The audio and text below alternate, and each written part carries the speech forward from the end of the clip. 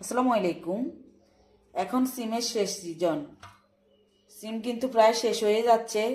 সিম কিভাবে সারা বছর সংরক্ষণ করা যায় আজকে দেখিয়ে দিব। ফ্রেশ দেখে 2 কেজি সিম নিয়েছি। সিমগুলোকে ভালোভাবে বেছে নিব, বোটগুলা ফেলে দিব।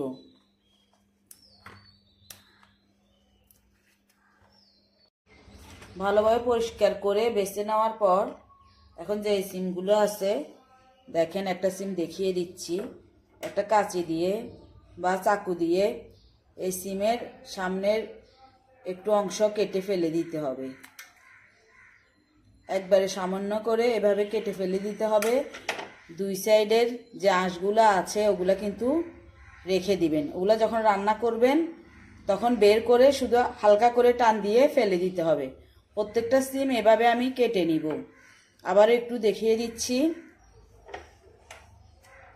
একটু করে কেটে সামান্য ফেলে দিব 2 দিক থেকে। এইভাবে সবগুলো সিম কেটে নিব।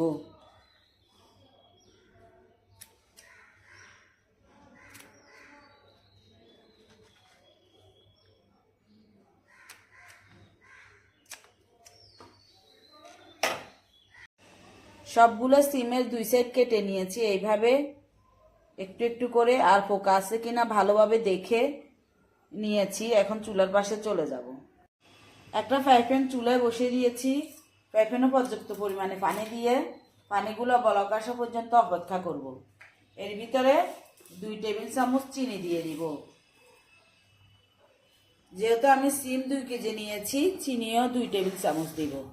1 কেজি সিমের জন্য 1 টেবিল করে, 2 কেজি সিমের জন্য 2 টেবিল স্পুন চিনি দিয়ে দিব। বলক আসা পর্যন্ত অপেক্ষা করব। পানিগুলো বলক চলে এসেছে, সিমগুলো দিয়ে দিচ্ছি। সিমগুলো দিয়ে 2 মিনিট অপেক্ষা করব। একটু ফুটিয়ে যাওয়া পর্যন্ত অপেক্ষা করব, তারপর নিয়ে নিব। বেশিক্ষণ রাখা যাবে না চুলায় সিমগুলো।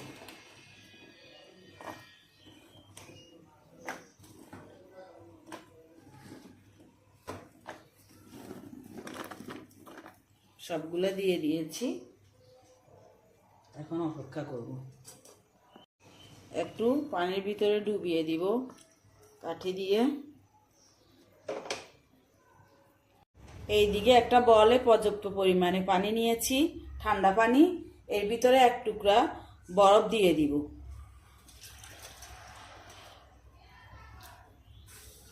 বরফ দিয়ে অপেক্ষা করব সিমগুলো একটু বলক আসার জন্য।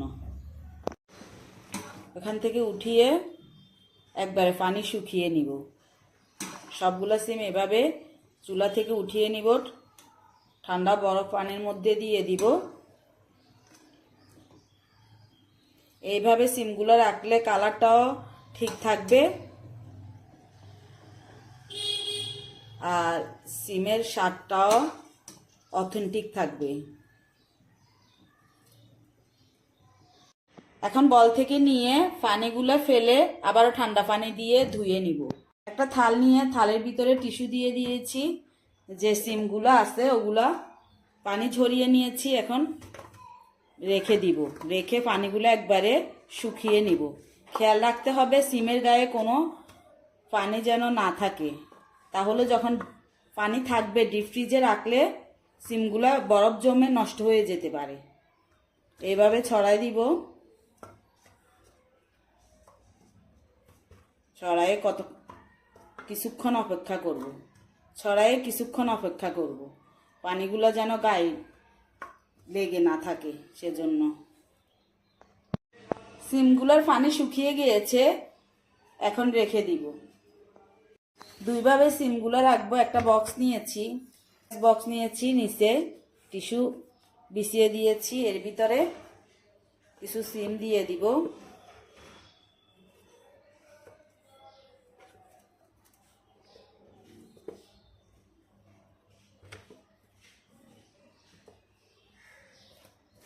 দিয়ে উপরে আরেকটা টিস্যু দিব।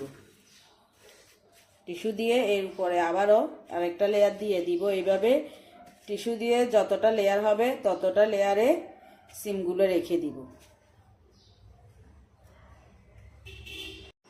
এইভাবে করে রাখলে নিতে কিন্তু সুবিধা হবে, একটার সাথে একটা লেগে যাবে না, যতটুকু প্রয়োজন হবে ততটুকু নিতে পারবে।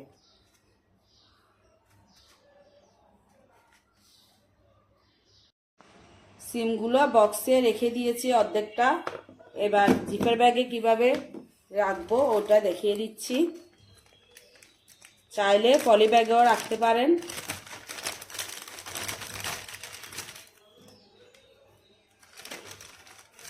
আস্তে আস্তে ঢুকিয়ে নিচ্ছি।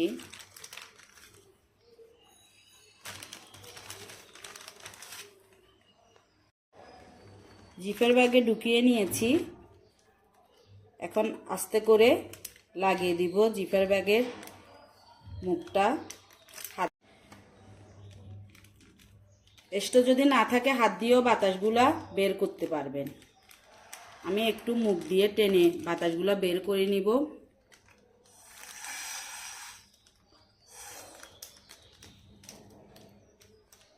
আমি যেভাবে সিমগুলো সংরক্ষণ করে রেখেছি এইভাবে রাখলে 7 থেকে 8 মাস ফ্রিজে থাকবে। রান্না যখন করবেন তখন স্বাদ গন্ধ ঠিক আগের মতোই থাকবে, স্বাদটাও অথেন্টিক থাকবে। আশা করি আমার এই সিম সংরক্ষণ রাখার পদ্ধতিটি আপনাদের ভালো লাগবে। ভালো লাগলে একটা লাইক দিতে ভুলবেন না। আপনি যদি আমার ইউটিউব চ্যানেল থেকে ভিডিওটা দেখে থাকেন চাইলে চ্যানেলটা সাবস্ক্রাইব করে রাখতে পারেন, আর ফেসবুক পেজ থেকে ভিডিওটা দেখে থাকলে পেজটা ফলো দিয়ে রাখতে পারেন।